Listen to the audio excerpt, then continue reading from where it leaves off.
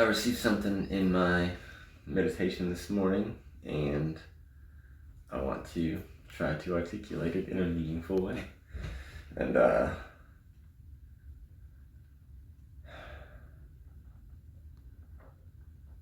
so basically, what I didn't receive all of this morning.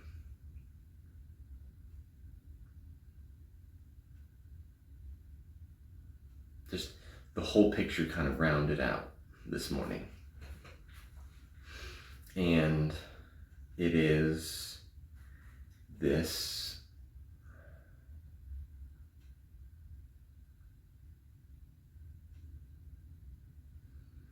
I don't want to call it deception.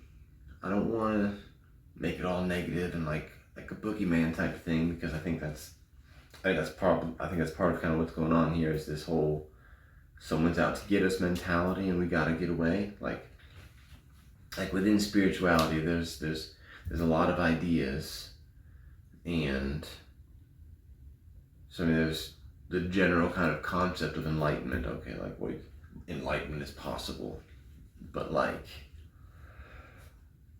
why? Like what's needed? This universal kind of need for salvation. There's all these narratives.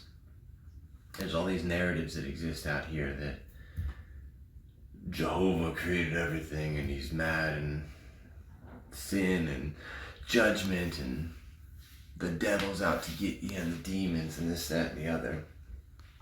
And then you've got obviously whatever the Muslims believe, and whatever else is going on everywhere else, and obviously, but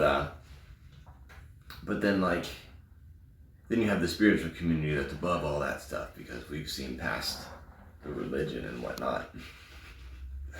But then in the spiritual community, there's the Galactic Federation and the Anunnaki, and there's all this stuff here, and how our genes have been manipulated and trillions of years ago and millions of years ago, and they're holding us slaves, and this is a prison planet, it's an alien ant farm. Everything's out to get us, there's deceptions and this, that, and the other, and then obviously reality shows us what it is. All our food's poisoned and we're being lied to all the time and stuff like that. But so there's a lot of kind of validation for this whole, I mean, the real world that we live in seems to kind of validate this idea that somebody's out to get us. Whether it's the Republicans or the Democrats or the Jews or the Christians or the Muslims or the Mexicans or the gays or the transgenders or the Christians or the Nazis, or somebody's always out to get us. And then you have spirituality that's like, oh, you can transcend it all and you can escape. And I mean, we have all these traditions and all this stuff. You have the yogis and these people that can get off into the astral plane or whatever, and you can leave your body, and there's this whole, the idea is that there's this whole narrative as if the whole purpose of life is to escape, that this is a prison and we need to escape it. And we escape it all the time through distractions and pleasures and all kinds of stuff like that, just in the most practical, whatever, here and now kind of sense. We're escaping reality all the time. But in the spiritual community, the idea, whatever, there's this idea of astral projection, that you can leave your body and you can go to the astral realm. And in the astral realm, I've heard all kinds of stories. It's interesting though, because I hear all kinds of people talk about how you can leave your body, and you can go to the astral realm, and you can go to the future, and you can go to the past, and you can do all this. But I've never heard anybody actually tell their story about what happened to them while they were there. Everyone's talking about how they can do it. But I never hear any stories about, well, here's what happened when I did it. I went back to 1492 and I saw Christopher Columbus. Whatever. Nobody's actually telling any stories about real experiences. They're just saying, hey, I read in this book, or I heard from this guru, or whatever, that you can go and you can escape reality and you can go do all this stuff. And it's interesting because I've I've desperately sought that out. I've desperately sought to escape this reality because at a point in my life it was very painful to be alive and to exist and to see the world the way it is and to feel all the things that I felt and to not understand it all and to just feel really, really outcasted and alienated no matter what relationship or friendships I'm in or whatever. Just a real sense of sad aloneness in the world.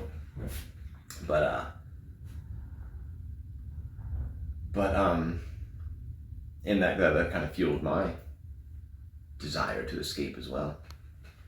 And so anyway, there's this idea that part of the astral plane is this thing called the Akashic Records, and in the Akashic Records you can access anything, and there's a lot of reasonable information out there to suggest that that's where all of our technology came from, was that people aren't researching and playing with the stuff that they can find and learning how to project energy through crystals and do all this quantum shit where they can build all this. Nobody's thinking that stuff through. They're getting that information somewhere. And if you read the old literature about Tesla and all these guys that were around that were building the foundations of the world that we live in, like, they wrote a bunch of books and they told you exactly how they did it. There's access to information out there. And what's interesting is that we live in a culture where we have all this information given to us, and spirituality is unavoidable because it happens accidentally. Like, it happened to me accidentally. I accidentally went through an enlightenment experience that has changed everything. And then as I've tried to understand it and piece it all together, reading all the books and doing all the information and trying to go through all the steps that you're supposed to go through to get there, and what happens once you go through these steps and kind of you do these different things. And what I found was that because I was really freely willing to experiment with my own mind and my own with drugs and with whatever, I was really free to experiment with a lot of things, and by pure curious freedom, I stumbled with my intuitional guidance. I stumbled into enlightenment, and I managed to do the things, like I just my life circumstances and just random decisions that I made and things that I've done seem to just have opened up some kind of passageways that you're only supposed to be able to do if you go through these rigid, the ancient school teachings and the ancient mystery teachings and stuff like that. But apparently you don't actually have to go through the ancient wisdom teachings. But anyway, the point is that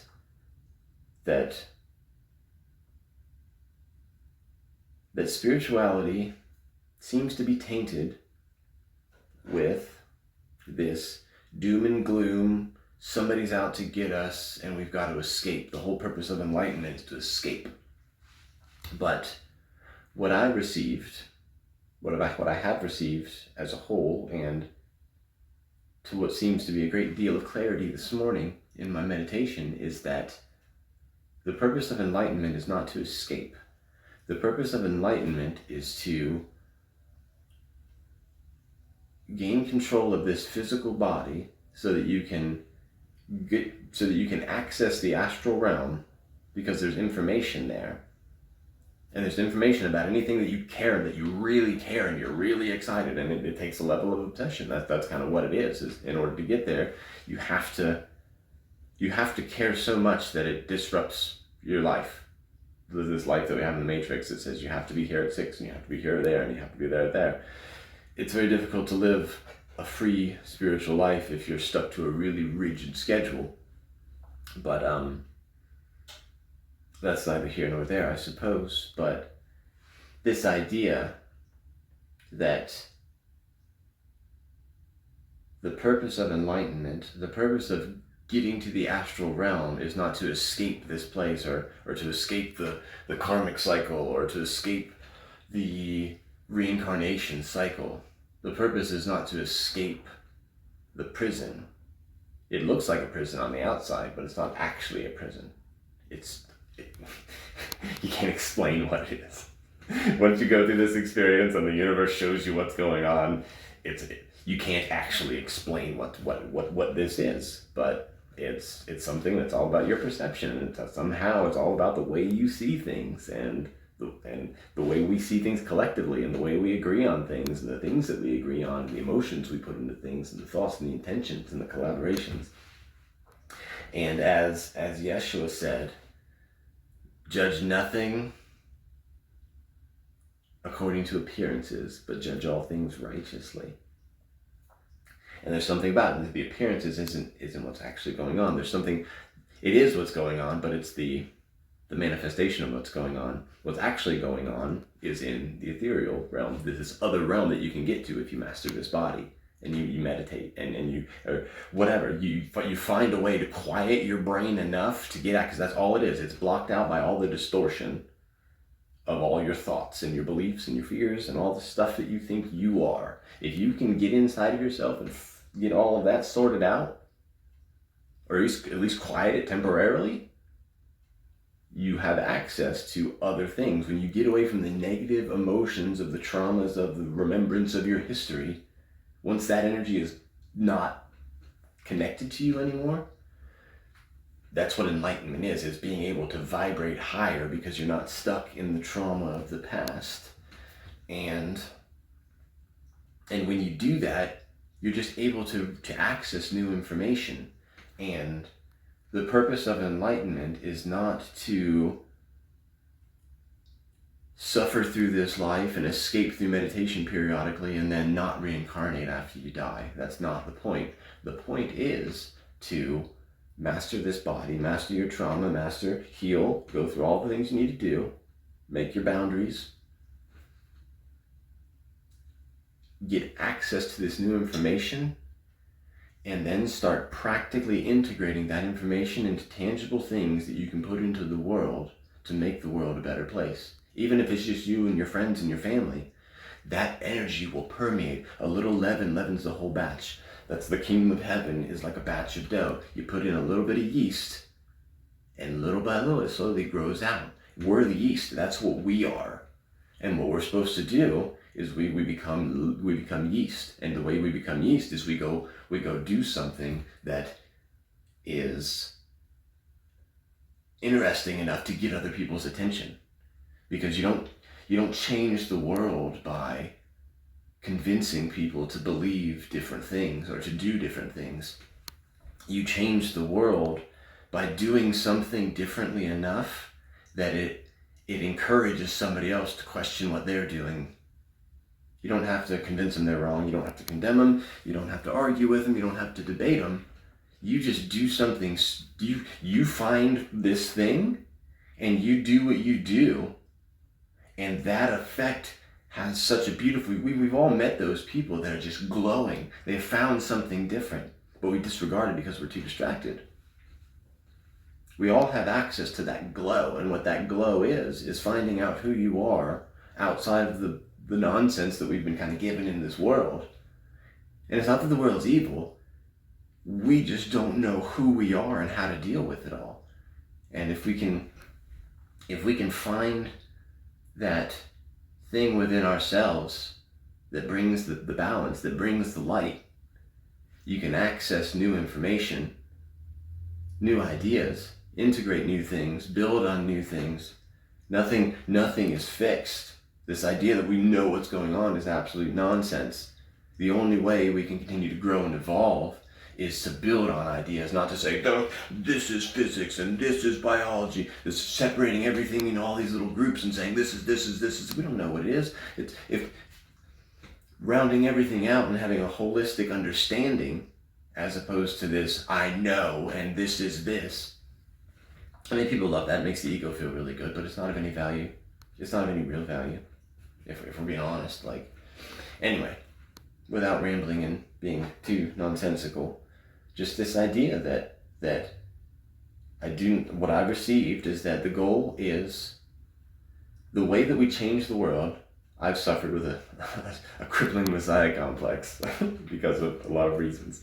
But when I when I couldn't shake this Messiah complex, when I found that there was nothing I could do in this world, there's no amount of talking or explaining or getting into the Bible verses, what the Greek actually says, and proving that all this stuff is a lie. None of that does anything. And when I cried out to God, the universe, whatever, why is it that that doesn't work? I had an experience where I went to the astral plane, and I came back with the understanding that the way in which the individual has the ability to transform the world is by getting this in line and permeating your influence into the world. Because we each have that ability, because that's what Jesus meant when he said, I and the Father are one, just as you and I are one, and I'm going to go away, and you're going to do greater things than these because you're still here. That's what he's saying, that we have access and ability to become co-creators with reality. But the institutions have instilled all these paradigms and narratives of fear and condemnation, and this idea that we have to escape hell, or we have to escape life, and that life is hell, but then you escape it after you die. All these things that pull us in all these different directions. And whoever they are, they know it. The reality is that if you can be calm, if you can calm your whole body down and relax your mind, you gain access to whatever the fuck God is. And it's information. It's infinite information. It's whatever information you want. You get the information. But the thing is, you have to decipher it from your mind into something real. And that's where it becomes difficult. And that's why you have to master your body. You have to master your skills. But anyway, this is a very long, drawn out thing. But the point is what I received in my meditation today is that the goal is not to escape. The goal is to find access to the information of God, the source, and then become a co-creator and start implementing and collaborating and getting excited and building new cool shit. Making new cool shit, thinking new cool shit, being new cool shit. Because the infrastructure is here. We can just do a bunch of cool shit and let that other bullshit just fade away in the background. Just don't fucking pay attention to it. Just let it go. And just do cool shit with cool people. And they're not cool people, they'll just leave you alone because they don't actually want to deal with anything. Just say shit. Just say hard shit around them and they go away. The point is, that's my math. That's what I've been told how to build a new world. I'm 2 years into, I'm my whole life into the journey, but I'm 2 years into really, really trying to be who I'm supposed to be, if you will. And that's what I've received, is that you be 11.